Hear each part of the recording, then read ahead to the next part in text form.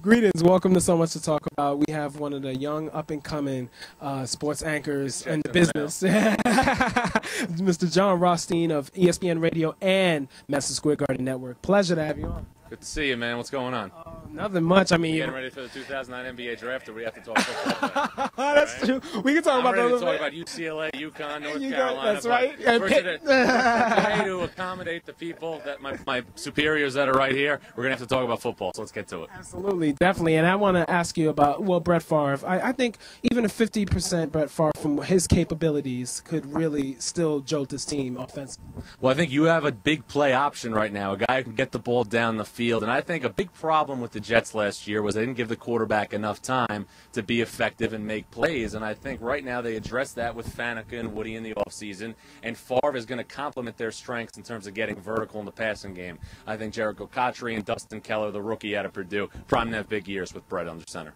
Right, and I want to ask you, too, about defensively. It's just defense has a lot of potential. I was talking to Larry earlier about Harris, Revis, Kerry Rhodes, So talk about, the impact they can make overall from the standpoint of, being able to shut teams down to give the offense more time on the field to produce. Well, they got to punch teams in the mouth is what they got to do. Too often last year we saw the Jets not hit the quarterback, not being able to dictate tempo on the defensive side of the ball. And if you're going to be successful in the National Football League, you need a disruptor.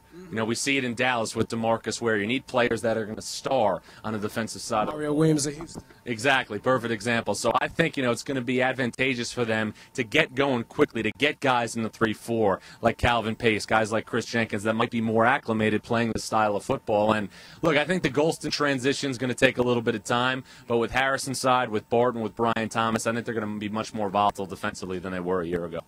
Talk about this AFC East is definitely better with the Jets and with the Bills, but also too in general the AFC. Which team do you really think can sneak up on people, or a team, if you want to mention a team that can disappoint as well? So either which way, which team really on your mind can surprise people, negatively or positive? Well, I think we should go on record right now in saying that any magazine that has the Buffalo Bills in bold print should be automatically put in the nearest fireplace. I think that's what we need to say. I mean, let's be serious right now. They go 7-9. Trent Edwards shows a little bit of life. Okay, they finished 2-5 though. His touchdown to INT ratio still 7-8. Nothing stellar, nothing that's going to dazzle you when you look at them on film. I like Lee Evans, I like Marshawn Lynch, but too much hype surrounding the Buffalo Bills right now. I still love the style of play that the Jacksonville Jaguars bring. They're going to punch you in the mouth. I think Garrard's going to minimize his turnovers, but at the same time, it's all about the big three: New England, San Diego, and Indianapolis. Going to be tough to stop that triumvirate.